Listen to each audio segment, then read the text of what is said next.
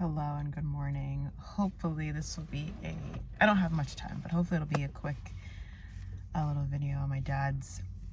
I'm waiting for my dad. He's doing his treatment right now, so I'm just waiting for him. But I was just thinking, and I've been going through it a little bit. I don't know if it's because I'm PMSing or if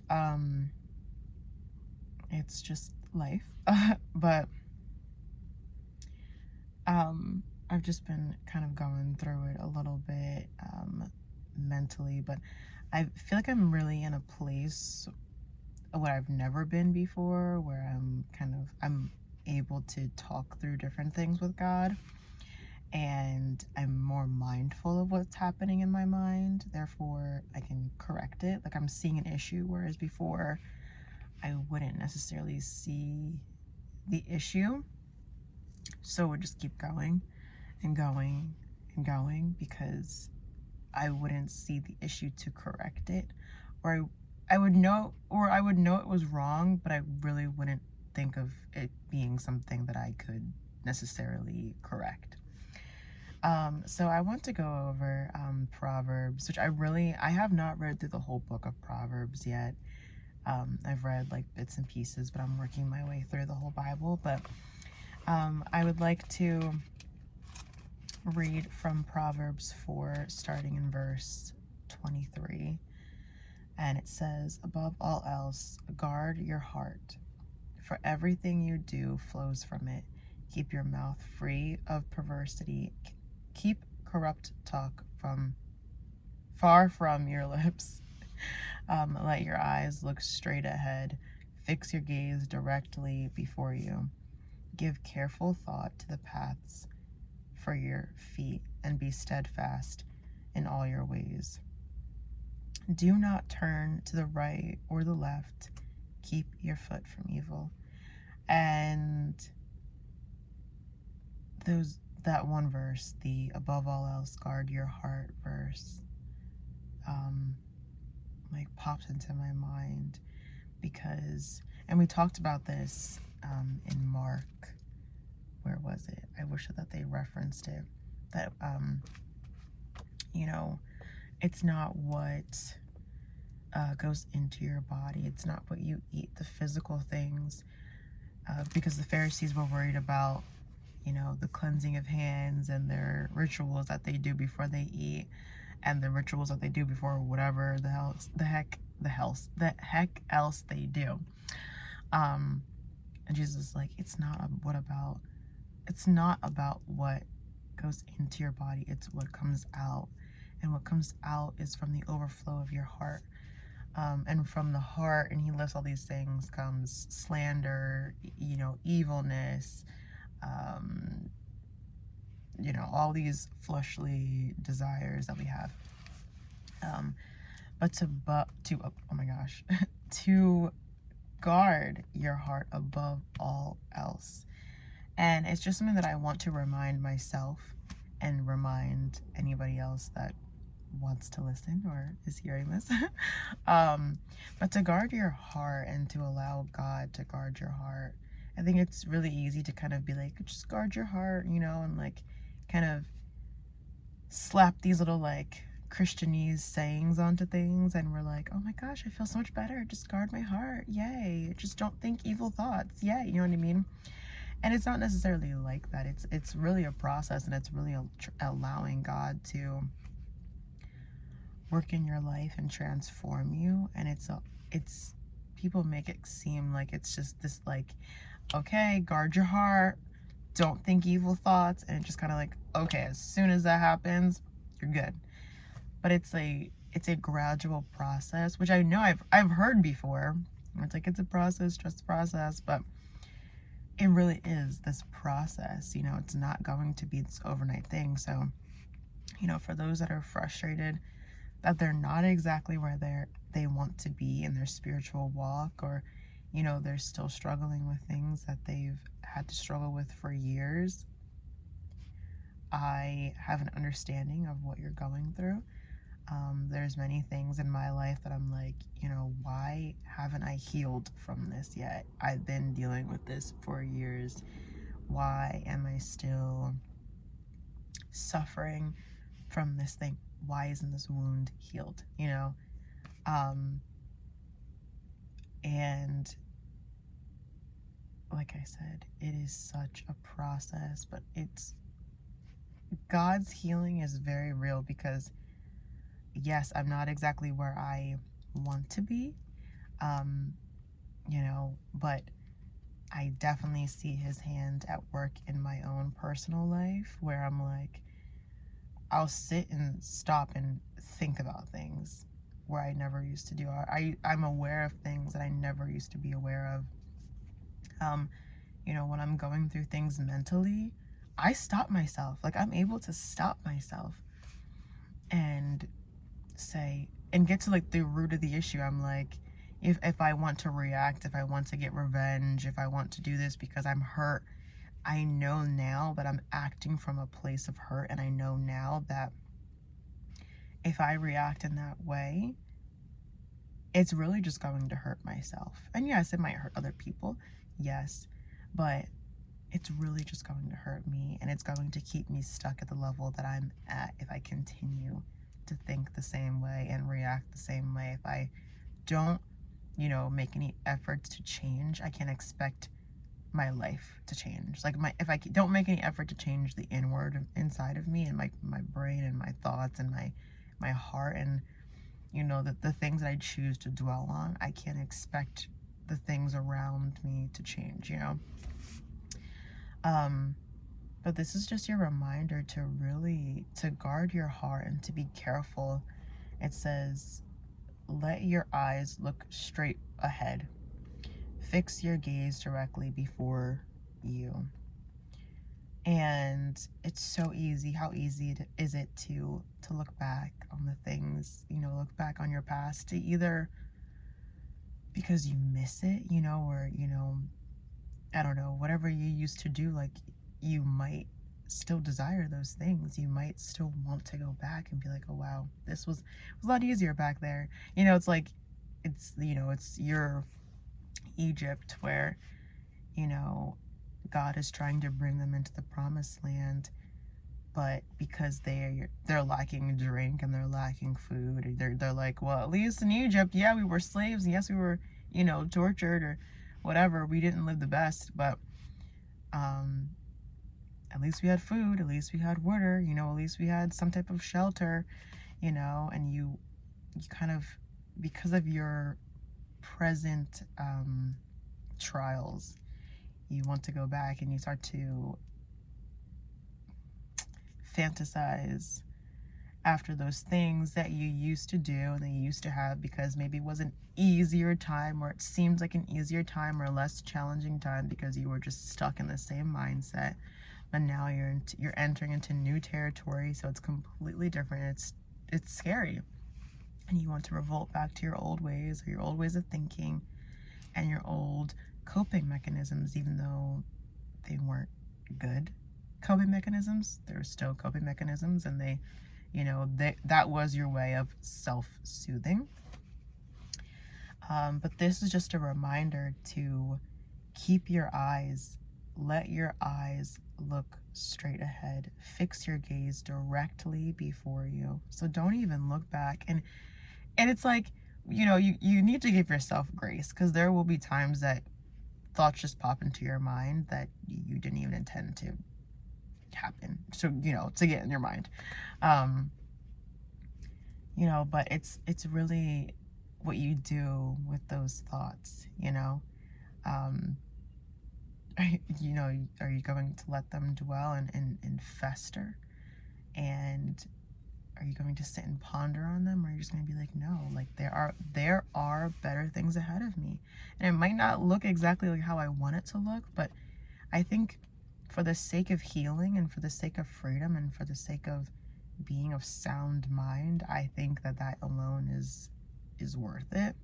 And being grounded and comfortable and confident in where you are and where you are in the Lord and your relationship with yourself and with other people is enough, you know, enough of a reason to keep your eyes looking forward. And then, you know, give careful thought to the paths for your feet and be steadfast in all your ways. Do not turn to the right or the left, and keep your foot from evil.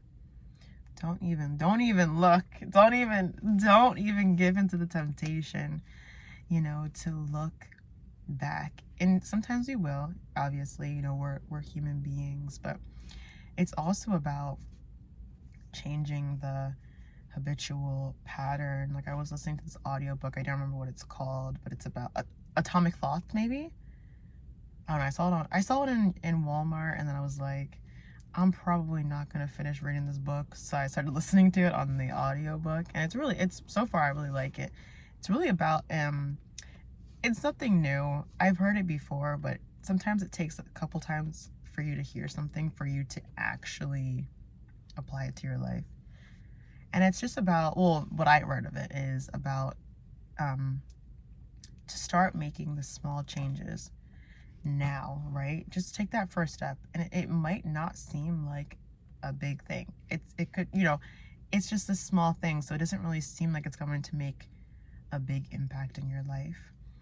But making the small changes, the small habits, even if it's like, okay, well, I'm going to commit to waking up every day at this time so that I'm not late for work. I'm going to commit to making my bed every day, you know, getting up at a reasonable time, making my bed, or I'm going to commit to spending 10 minutes in God's word in the morning. I'm going to commit to this, or, you know, just making like small life changes, little bit by little bit by little bit.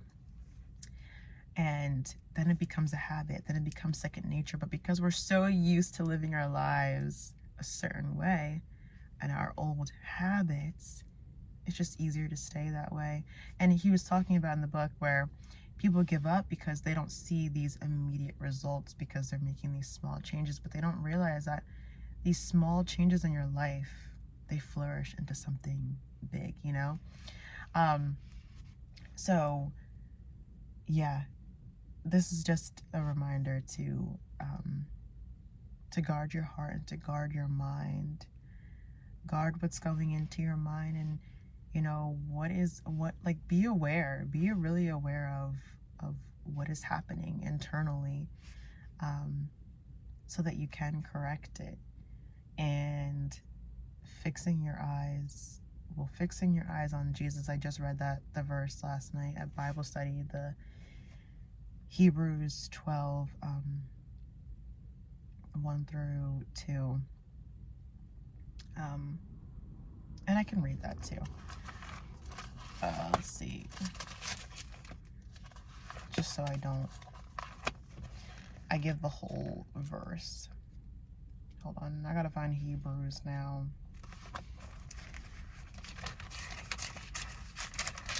Hebrews 12, starting verse 1. Therefore, since we are surrounded by such a great crowd of witnesses, let us throw off every thing that hinders and the sin that so easily entangles us, and let us run with endurance the race marked out for us, fixing our eyes on Jesus, the pioneer and perfecter of our faith.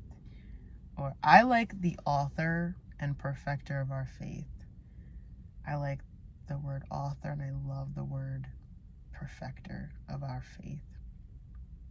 For the joy set before him, he endured the cross, scorning its shame, sat down at the right hand of the throne of God. Consider him who endured such opposition from sinners, so that you will not grow weary and lose heart. And sometimes I ask Jesus, I'm like, I don't have the faith. You are the author and perfecter of my faith. I need you to perfect my faith. I ask that because I'm like,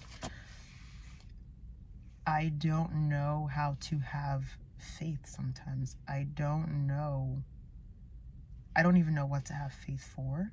I don't know how to have faith. It's hard for me. I struggle with believing certain things. and believing certain things will happen, or believing certain things are capable for me. And again, it's guarding, it's every day. It's exhausting, and healing is exhausting. And sometimes changing the habits is exhausting because you weren't taught, like, I don't believe I was really given the tools to do these things, like, in a human way, like my upbringing and stuff. Like, I wasn't trained, to think like this. This is I really have to credit God, because it's my circumstances, the things that I've been through, and the things that He's brought me through, the things that He's teaching me, His word and people and different messages and sermons that have really helped me get to the place where I am at now. And then hopefully, Lord willing, help me to continue on this journey, um, so that I can say that I am a completely changed person. I mean, I believe I'm a changed person just in general right now where I'm at, but to look forward to even more change and more healing that happens. But like I said, if anybody else is going through this, I hope that you can find encouragement in these verses and know that there is change, and that it's not too late for you. That's something that really gets me, is like, it's too late for me. It's too late. I've done too many things. I've messed up too many times. I've made too many mistakes. It's too late for me. But that's a lie straight from the pits of hell and darkness. But yeah. So above all else, guard your heart, for everything you do flows from it. Keep your mouth free from perversity. Keep corrupt talk far from your lips. Let your eyes look straight ahead. Fix your gaze directly before you. Be careful. Give careful thought to the paths for your feet, and be steadfast in all your ways. Do not turn to the right or to the left. Keep your foot from evil. So yeah, that's my little encouragement for the day. Guard your heart. Keep moving forward. This is your sign. Just keep moving forward. And keep looking ahead. Keep striving for your goals, Keep striving for what you're striving for, or what God is telling you to strive for, even though it's hard, even though you want to give up, even though it might be easier to, retract back to your old ways, or retract back to your old life, go back to your old whatever it is that's in the back of your mind, like telling you it'd be so much easier if you just stayed in that situation, or you just went back there. It'd be so much easier. You had this, at least you had this, at least you had that. But really, were you living the best quality of life? Were you really genuinely happy? Did you really have satisfaction and joy doing those things? You have to ask yourself those legitimate questions. Like, yeah, you can fantasize all you want, and you can think all you want about it was easier back then, and at least I had, it's always at least I had this, at least I had that, well, at least, you know what I mean? It's always that you're trying to justify what God, something that God does not have for you, and something that God does not intend for you in your life. And compromise, and you're settling because that's not what God has for you, So anyways, that's all I have for today, and I hope that, you guys get to enjoy the rest of your day. I don't know what the weather is like, but the weather is really nice here. It's like 70s. So I'm gonna try and enjoy my day and get some things done. And but yeah, have a blessed day or a blessed night. Until next time.